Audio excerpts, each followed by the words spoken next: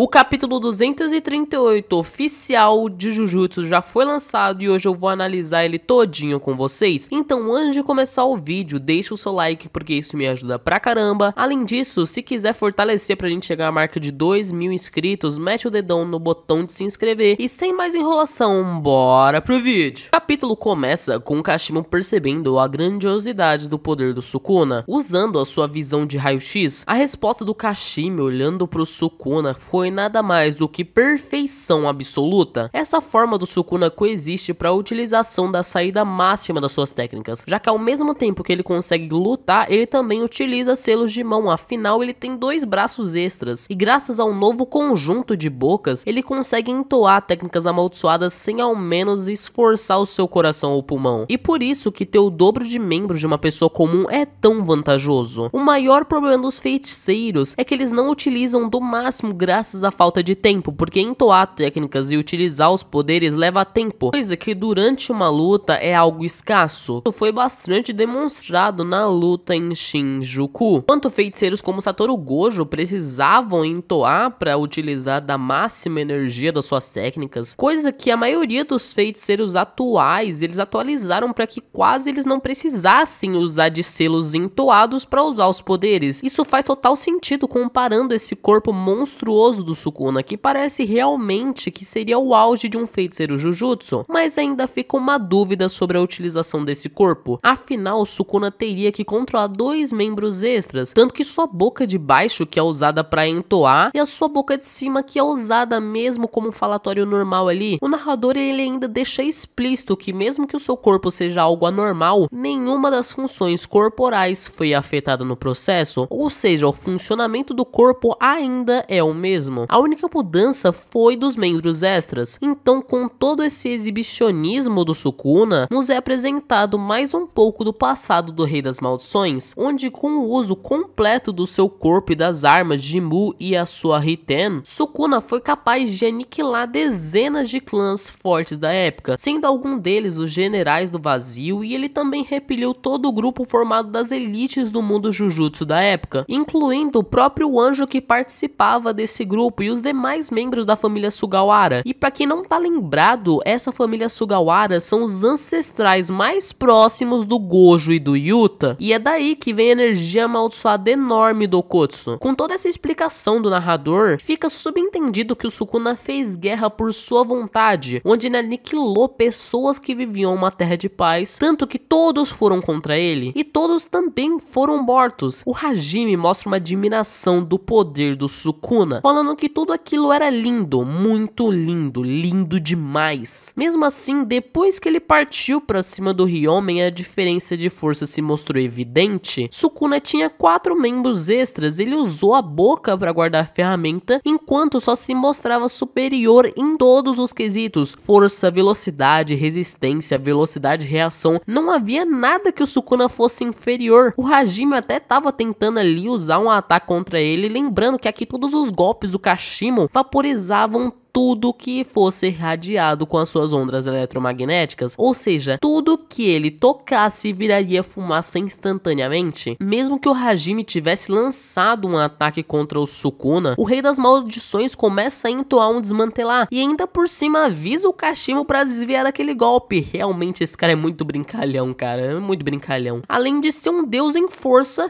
fica de tiração com a cara do Pikachu. E esse desmantelar que o Sukuna soltou foi tão forte para ultrapassar a técnica do Kashimo, e mesmo que o deus do trovão tivesse sido avisado e ele seja muito rápido, ele só sobreviveu por um raspão. Ele perdeu metade da mão e logo em seguida, olhando para sua mão que foi decepada, percebeu que esse tinha sido o golpe que acabou com a vida do Gojo. Esse ataque atravessa qualquer coisa, não importa a resistência. Poderia ser traduzido até de uma forma melhor: o golpe que atravessa o mundo. O Sukuna ele abriu uma ravina no terreno de Shinjuku e a batalha apenas só tinha começado. E depois que o Sukuna acabou ganhando uma nova boca, parece que ele até ficou um pouquinho mais falante, já que ele começa a falar que uma certa idiota, que no caso é Yoruzu, tinha tentado tentado pregar o que seria o amor pra ele, dizendo que ele não conhecia o verdadeiro amor, que ele era sozinho porque não havia ninguém no mesmo nível que ele, nem de força, nem de outras coisas. Ele até entendia o que ela queria dizer, mas ele não aceitava que alguém havia falado que ele não sabia de algo, e pra ele isso era algo meio irritante,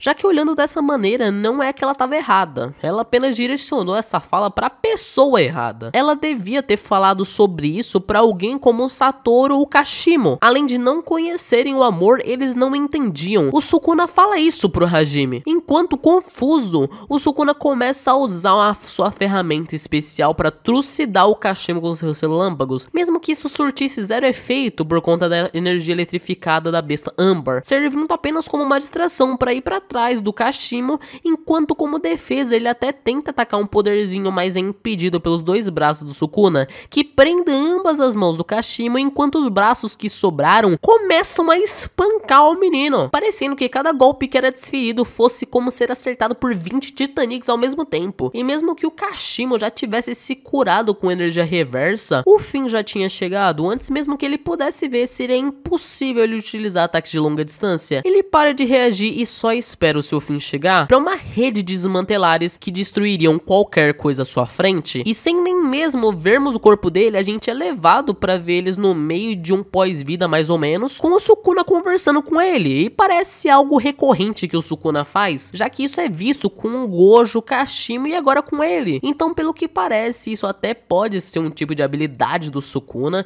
de conversar com os seus oponentes no pós-vida. Sukuna deveria ser aqueles velhos que ficam no final da tarde sentados conversando com outro velhinho, tá ligado? Os guerreiros ousados desafiaram Kashimo de corpo e alma, e não é porque eles quiseram jogar maldições nele, mas eles queriam reconhecimento, entenderem quem eles eram. Mesmo assim, ele os aniquilou pessoalmente com suas próprias mãos. No final, ele até perguntou sobre como se relacionar e ser gentil com os outros. Mas o que seria o que você fez se não um ato de amor? O Kashimo era amado por ser forte, assim como Sukuna e Gojo. A resposta deles era o amor. Ainda assim, ele lamentava a solidão, por isso que o Sukuna disse que era alguém extravagante. O Kashimo questiona se o Sukuna realmente estava satisfeito com isso, afinal, porque ele dividiu a sua alma em objetos amaldiçoados para atravessar as eras, talvez em busca de guerreiros para enfrentar, algo para satisfazer a sua solidão.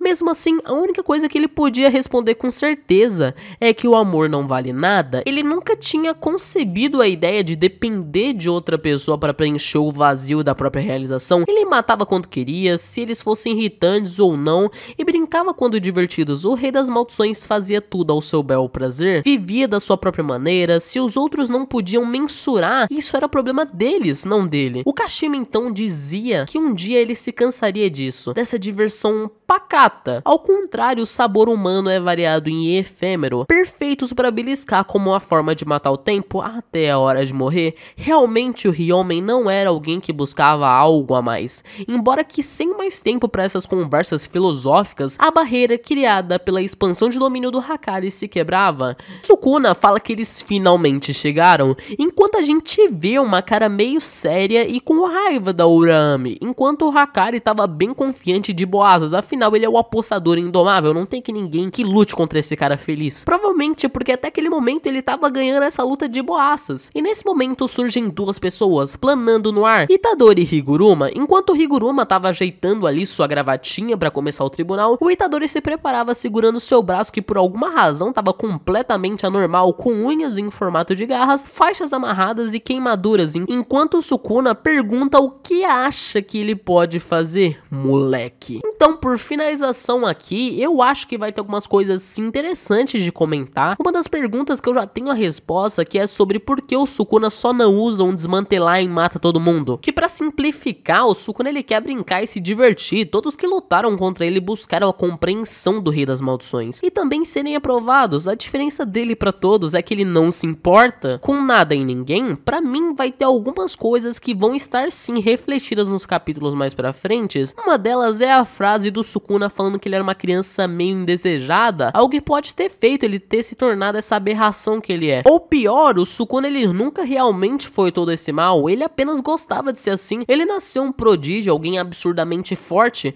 mas diferente do Gojo, que era amado por isso, achavam ele uma aberração, alguém incontrolável, e talvez pela sua aparência junto dos seus poderes ele começou a comer comer refeições feitas de humanos, que é dita ser a refeição favorita dele, e mesmo que em essência ele ainda seja humano, ou transcendeu pelo menos em poderes. E também o outro tema, que é o amor, afinal já está sendo desenvolvido há um tempo, e finalmente com essas frases do Sukuna dizendo que conhece o amor, que ele não existe e acha isso um absurdo, uma besteira, alguém vai mostrar esse amor pra ele e vai ser na porrada. O Yuji Itadori vai mostrar porque ele é o protagonista dessa parada, revelando que o amor que o Sukuna tanto queria só seria alcançado na sua morte, mas ainda tem muita coisa pra falar sobre. Então eu espero vocês nos próximos vídeos. Se puder, deixa seu like, também se inscreve aí no canal, ativa o sininho para